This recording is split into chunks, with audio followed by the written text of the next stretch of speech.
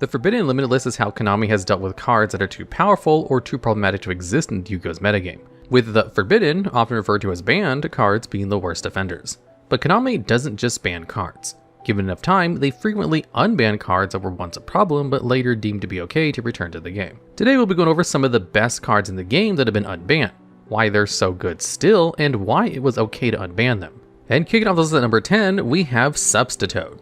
This is the level 1 Aqua monster, which you contribute one monster you control to special summon any frog monster from your deck. Also, frog monsters you control cannot be destroyed by battle. These effects exclude Frog the Jam because it only has frog in its name in the TCG as a translation error. So why was Substitoad banned? Well, despite not technically being a frog itself, the frog engine is one of Yu-Gi-Oh's most powerful combinations of monsters ever. Before it was banned, Substitoad was the cornerstone of the deck, able to cycle through every playable frog and sometimes somewhat unplayable frog monster in your deck, giving you loads of materials off of the pleasant effects from cards like Swap Frog and Rodent Totem.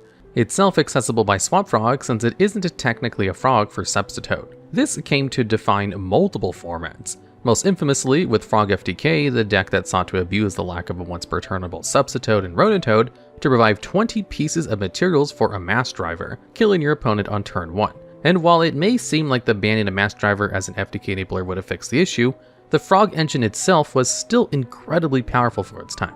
It still generated an absurd amount of resources by abusing cards like Salvage and Murray of Gree, and it still dominated the battle phase with Dupe Frog locking your opponent out of attacking. And even without the FTK shenanigans, the deck still had powerful turn 1 capabilities, which were not common back when Substitoad was still legal. Even without Mass Driver, the engine and deck were too powerful, and Substitoad had to be locked up. So why did Konami unban it if it's so powerful? Well, frankly, they couldn't. But what they could do was ban Rodent Totem, the other broken part of what Substitoad was capable of. This was in part because of Swap Frog and Rodent Totem being directly powerful as a supporting level 2 engine in Sprite decks, and banning Rodent Totem was used as a way to weaken Sprite. And with Rodent Totem going on the list, suddenly all of the abuse cases with Substitoad disappeared. It's like how Wind Up Hunter is insanely broken and capable of hand looping people if there's an engine to support it, but okay to keep legal so as long as Wind Up Zenmaity is banned since Zenmaity was the entire engine.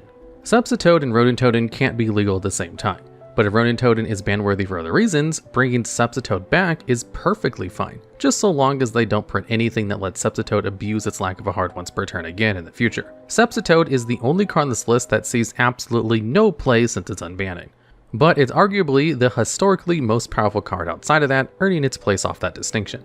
And at number 9 on this list, we have Gateway of the Six. This is a continuous spell that adds 2 counters called Bushido counters to itself every time you normal or special summon a 6 Samurai monster, and you can spend those counters to activate one of its 3 effects. For 2 counters, you can give a 6 Samurai or Shien monster you control 500 attack points for the rest of the turn. For 4 counters, you can add a 6 Samurai monster from your deck or graveyard to your hand. And for 6 counters, you can target a Shien effect monster in your graveyard and special summon it. Gateway of the Six is inarguably one of the most broken continuous spells ever, even making it to the top 10 of our list of the best continuous spells ever. While its first and third effects have niche uses, it's really the second effect that causes problems. The ability to continuously add cards for summoning your archetype's monsters, which the deck does anyhow, and doing so without a hard once per turn, creates a positive feedback loop, where the more monsters you summon, the more you add and get to summon again. This pairs well with the special summoning capabilities like Grandmaster the 6 Samurai or Legendary 6 Samurai Kizan, who also had no hard once per turns on their ability to special summon themselves to the field if you have another 6 Samurai out, though you were limited to 1 Grandmaster on the field at a time. Still, this capability means that you could summon any 6 Samurai, special summon one of these, and suddenly you have 4 counters and can go search another. 2 gateways makes the deck go functionally infinite, as you can add a monster every time you summon a monster, and since it pulls from the graveyard, so as long as you're using these bodies as materials, even if you get everyone out of your deck, you can keep adding the ones back you already used. This card instantly propelled 6 Samurai to a top deck of its era. It even transitioned well into the synchro-dominated formats thanks to the deck having one of the first boss monsters with a powerful negation effect in Legendary 6 Samurai Shien. The absurd power of multiple gateways and real boss monsters earned gateway limitation at first. But then, once the XC's era kicked off and rank 3 and 4 strategies became all the rage, suddenly 6 Samurai's ability to functionally make as many rank 3s and 4s as you want, if it drew the gateway, became too sacky and problematic, earning it a ban. So, why did it get unbanned? The short answer is power creep. Not for Gateway itself, but for 6 Samurais as a whole. The 6 Samurai monsters, while great at spamming bodies in the field, aren't strong enough to carry a deck when it doesn't have gateway access. And while the deck these days can somewhat consistently search its one copy of Gateway, thanks to the legacy support Link monster Battle Shogun of the Six Samurai, it's still too fragile getting to that point and following up. And frankly, if your deck can put 2 warrior monsters on the field to make Battle Shogun, you could already do something broken with the other Link 2 monster Isolde, defeating the whole purpose. The deck's explosiveness with Gateway is still legendary, being known even in modern formats as a terrifying, if fragile, combo deck that can make unbeatable boards or FTK you.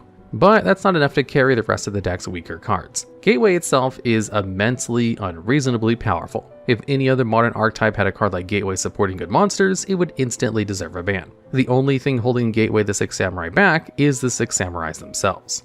And at number 8 on this list, we have Performapal Monkeyboard. This is a level 6 Earth Beast monster with a pendulum scale of 1. Like most pendulums, it has an effect which splits between its pendulum and monster modes.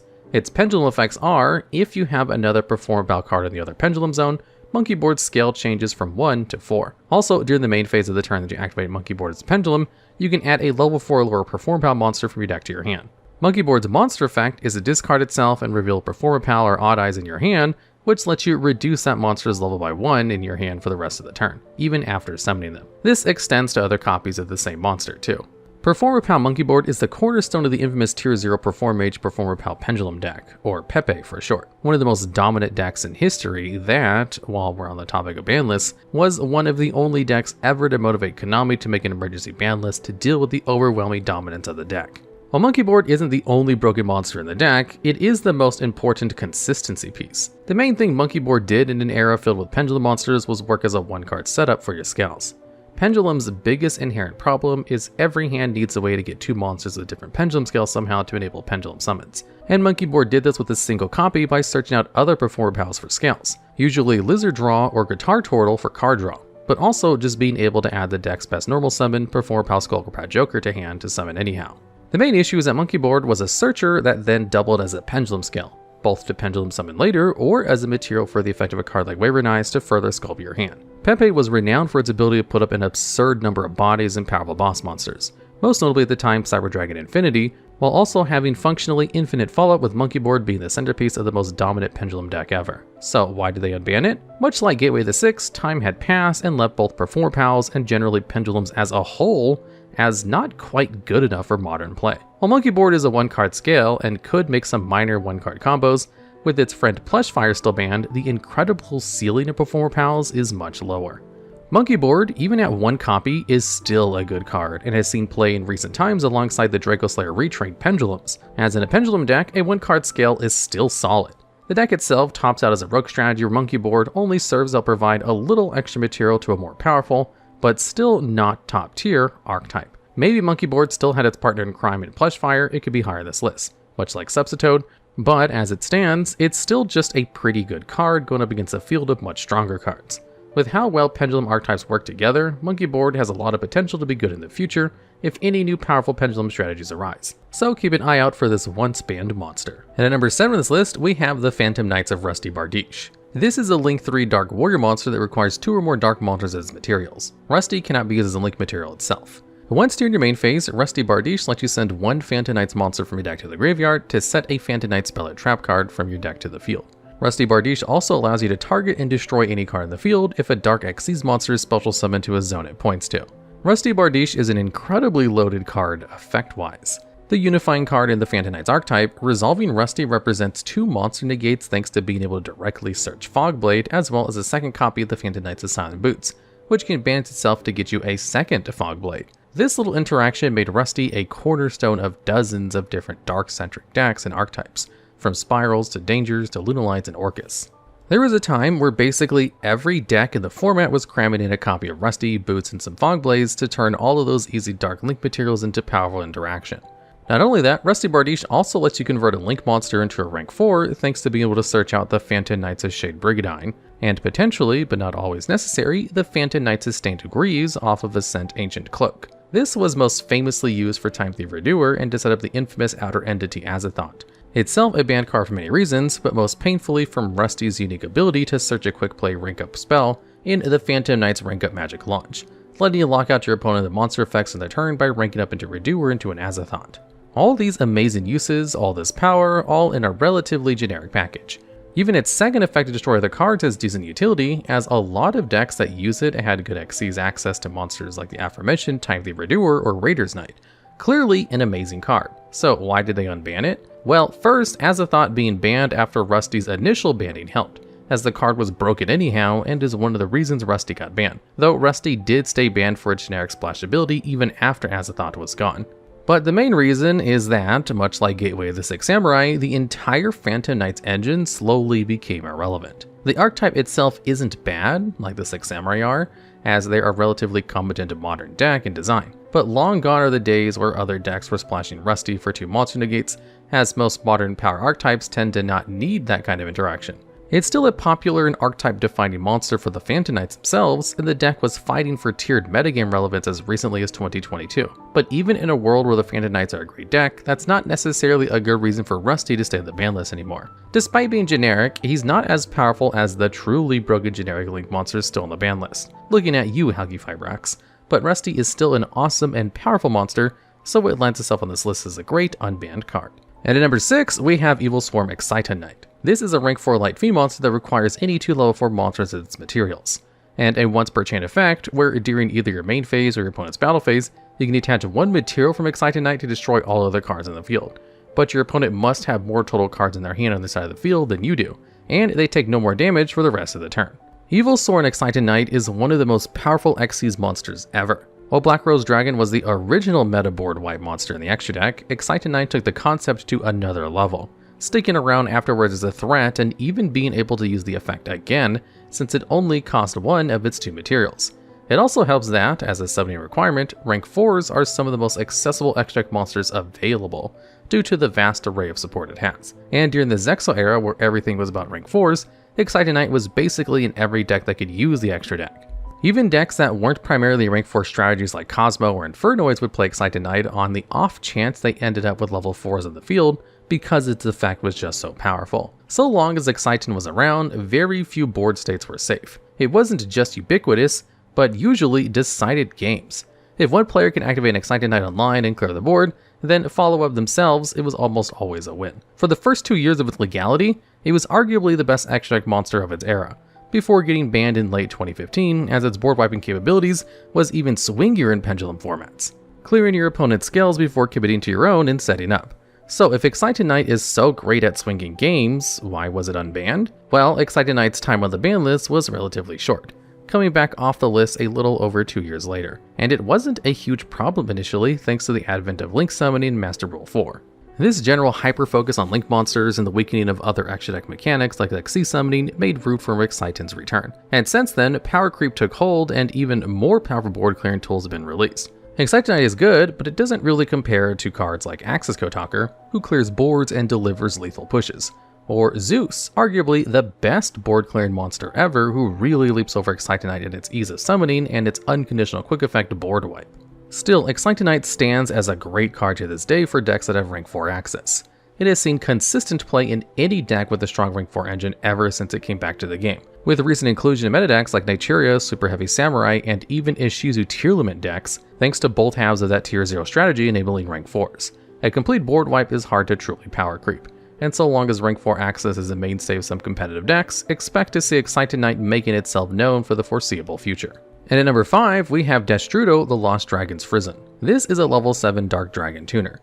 Destrudo can summon itself from either your hand or graveyard by paying half your life points and targeting a level 6 or lower monster you control, reducing Destrudo's level by the level of that monster, and then summoning to the field. So if you target a level 3 monster, Destrudo summons itself as being a level 7 minus 3, making it level 4. If Destrudo leaves the field after using this effect, you place it on the bottom of your deck instead. Destrudo is one of the absolute best tuners ever printed. Its ability to automatically generate a level 7 synchro when paired with any other low-level monster has made it instrumental in a number of decks. Dozens of different archetypes use it to access all sorts of different monsters. Spirals use it to make pre-errata Ancient Fairy Dragon, who could destroy its Spiral Resort to search a second copy and abuse its lack of a once per turn. It was common to see it paired in decks that can make use of Yazi Evil the Yangzing, whether to summon a powerful extender like Mare and set up a full Danglon combo, a card that deserves an honorable mention itself on its list. It was even used as just a generic dark monster that could special summon itself into several decks that use dangers, getting instant value when discarded. You might think that's why it was banned. If nearly every deck is playing it, that's often a good enough reason to see it banned, right? Well, not really. The reason Destrudo got banned was because of another card's new release, and that card was Crystron Halki-Fibrax. Destrudo was one of the few monsters, including Jet Synchron, Glow Bulb, and Blackwing Steamlet Cloak, that were banned purely because they made it a bit too easy for any deck to access Halki-Fibrax off of minimal commitment. Each of these cards were pretty good in their own right, but Destrudo was particularly easy to do it with, thanks to being searchable by Dragon Ravine, itself searchable by Dragon Knight Romulus. Any deck could just splash or easily search to access one of the most broken combo creators in the game with Halki-Fibrax, which got quickly banned after its release because banning the shiny new Link monster wasn't really an option at the time. So why did they unban Destrudo? Well, because Halki-Fibrax earned its ban regardless of whether a card like Destrudo was in the format or not. Turns out it was broken for a variety of other reasons, and this let Destrudo, as well as its fellow victim and honorable mention Jet Synchron, off the ban list eventually. Destrudo stands out as the generically best of these group of monsters, and instantly started seeing play again after its unbanning. It was a mainstay of danger decks again on top of the punk variants that love a relatively low-cost synchro extender. Destrudo is especially great in modern Tearlament decks, who also sometimes run punk and danger engines, and Tearlaments can't help but love a powerful extender out of the graveyard to hit with their mass milling. And even after several bans were weakening Tearlaments, it's still playable to this day as a meta-relevant deck that's running this dragon. Destrudo is just one of the most versatile and splashable monsters in the history of the game. It was probably never powerful enough to deserve a ban, and only received one incidentally. But it stood the test of time to remain relevant after its unbanning, and is undoubtedly an extremely powerful monster.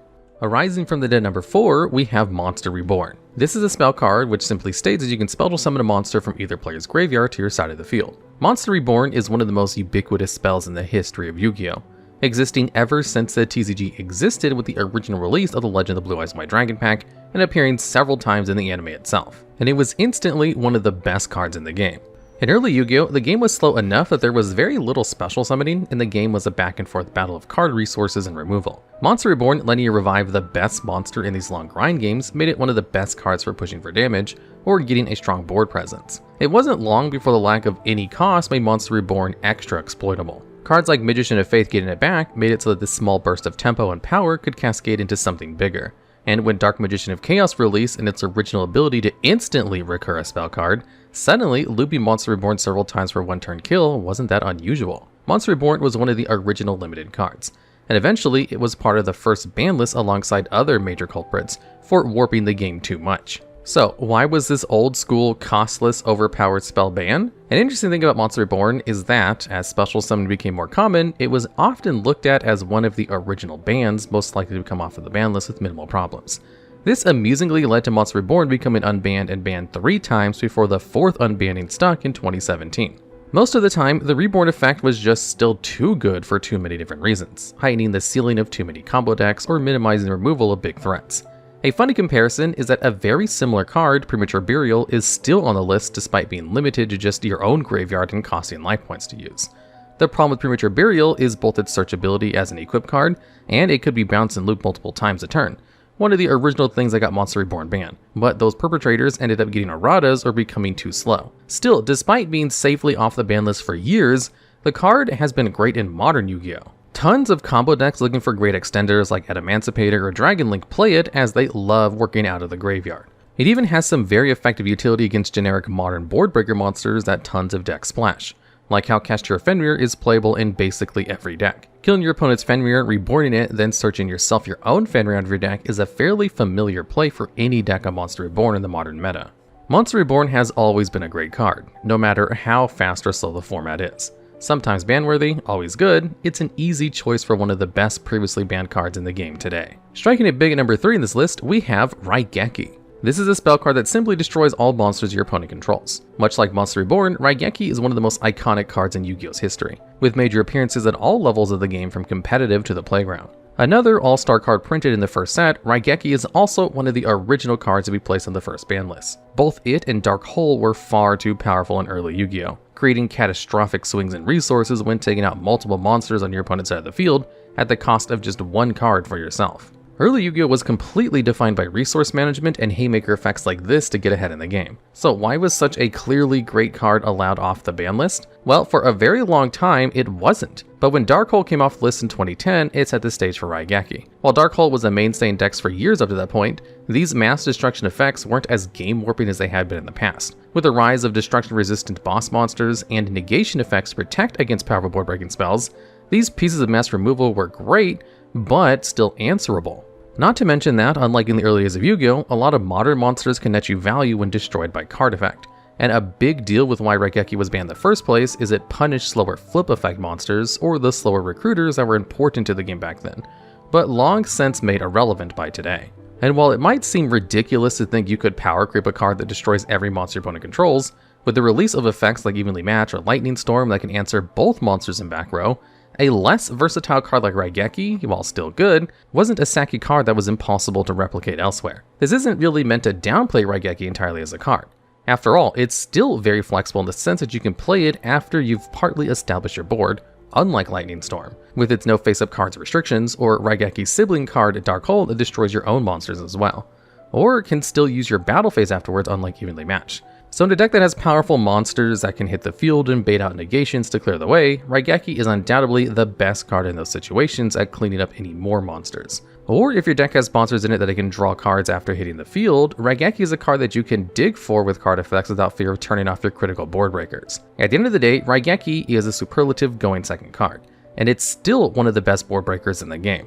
But unlike when it was banned, there's more competition for the role, letting Raigeki exist as one of the most powerful spells in the game, but safe enough to keep unbanned. Next up at number 2 in this list, we have Harpie's Feather Duster. This spell destroys all spell and trap cards your opponent controls. Harpie's Feather Duster is the spell and trap card equivalent of Raigeki, and it has almost all of the same parallels. It was a member of the original ban list, though unlike Raigeki and Dark Hole, Duster's Destroy All Other counterpart Heavy Storm was not banned on the first list, but would later become banned and stay there. This dichotomy is part of what makes Feather Duster a more significant card than Raigeki, as there are fewer alternatives to it. While Lightning Storm and Evenly Match can both deal back row cards, if you needed something without the restrictions, you don't have 3 copies of Heavy Storm like you do Dark Hole to fall back on in a world without Duster. So if Heavy Storm is still banned, why did they let Feather Duster go free? Well, Heavy Storm technically has some potentially exploitable interactions in destroying your own cards. There are certain spell and trap cards that you want in your graveyard or want actively destroyed, like the True Drago cards, the Unchained Traps, or basically every tier limit spell and trap, all could let you set up your combos while clearing back row. Harpie's Feather Duster still has incredible power as a back row clearing blowout, but isn't quite as exploitable as Heavy Storm or even the also forbidden Giant True Knight, long since banned for recurring your own spell and trap cards that lack hard once per turns and looping for insane value while doubling as back row hate. Before Feather Duster came off the list, the next best back row removal card not mentioned was Twin Twisters. A solid card in its own right, with its quick play nature sometimes making it a bit better against certain threats, but the discard was a steep price to pay, and it can never be as purely impactful as a result Feather Duster can be at its best. Not only does fewer and weaker alternatives make Harpie's Feather Duster stand out, there's also fewer spells and traps that resist getting destroyed. While tons of monsters shrug off or get value off of being destroyed by Raigeki, back row rarely has this kind of built-in defense against a sweeping effect. Technically, a card like Solemn Judgment can protect the rest of your spells and traps, but that usually requires hard drawing it instead of doing consistent combo for a resilient boss monster, making Harpie's Feather Duster much better when it is relevant. Even decks that do search back row negation effects often only do so as the main piece of interaction in their setup, so Feather Duster often gets the job done even when negated. Harpie's Feather Duster is one of the most played sideboard cards in the game, and is often so good that it's often the only going second spell and trap hate that players are willing to main deck despite doing nothing on turn 1, especially with the existence of Triple Tactics Thrust even making it searchable. More and more decks are getting powerful field spells that double as interaction, or even have continuous spells or traps that gain absolutely bonkers value. That just having access to this card in any game isn't always bad. Despite being largely defined as a going second card in a game where going first is almost always best, Harpie's Feather Duster is just too good at what it does to ignore. And finally, at number 1 on this list, we have Change of Heart. This spell lets you target one monster your opponent controls and take control of it until the end of the turn. Another member of the original ban list crew alongside the previous 3 entries, Change of Heart is the most recently unbanned card on this list, and for good reason. Taking control of one of your opponent's monsters is one of the most powerful forms of board breaking possible. Not only does it remove a threat, but frequently you're getting a monster that has an interaction of some kind that you can leverage for both breaking the board or continuing your own plays. In the early days, it was one of the best ways to push for lethal damage alongside cards like Monster Reborn, and it had double utility of letting you take control of your opponent's monsters and using it for tribute summons for something like a Monarch or a Jinzo, or other good tribute monsters from back when tributing summoning was relevant. And sometimes you could get even further ahead by taking your opponent's Magician of Faith and reoccurring your Change of Heart, removing the cost. This kind of power and utility earned Change of Heart one of the longest stays on the ban list of any card. It's similar to Monster Reborn in that it also has a pseudo doppelganger equip card, Snatch Steal, which was still banned until very recently. And just like Premature Burial, the main reason is that equip cards have exploitable synergies that make a super powerful generic option dangerous. They actually tried to unban Snatch Steal once before, and on the very next list banned it again because it was a huge mistake at the time. And Snatch Steal has the added benefit of being a permanent steal instead of a temporary one. Change of Heart is arguably better in past scenarios since it can take face down monsters, but that's not too relevant in modern Yu-Gi-Oh! So why was it safe to unban?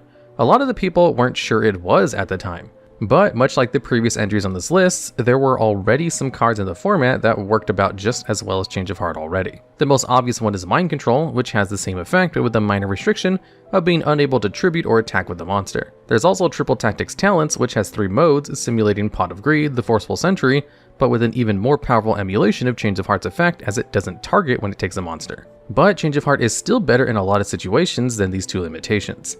Mind Control is strictly worse, and the inability to attack is a huge deal given the existence of cards like Kashtira Fenrir in the game. As mentioned with Monster Reborn, taking your opponent's Fenrir can plus you and break your opponent's board wide open, but you need to be able to attack to do it. And Triple Tactics Talents, while it is an all-star card ever since its printing, does need an opponent's monster's effect to activate in the main phase to even be online. Change of Heart gives you this insanely powerful effect in a completely straightforward way. No downsides, just power. Ever since it came off the list, it's been a staple sideboard card, and as of this video, it has been so good as to be even main deckable for this past year's metagames thanks to decks like Kashtira and Unchained being the top decks throughout the year that Change of Heart is incredible against. And while there were other ways to do a similar job, Mind Control also had limitations like Change of Heart, and Talent isn't as reliable, making Change of Heart's effect and ease of use significantly more unique than the previous DM era spells in this list. It was on the ban list for the longest of any card here because it was the best card that was still worthy of being unbanned, and that earns it its distinction of the best unbanned card in the game. Alright, and that's the list. Are there any other unbanned cards you think that should have made this list, or do you have any ideas for future videos just like this one?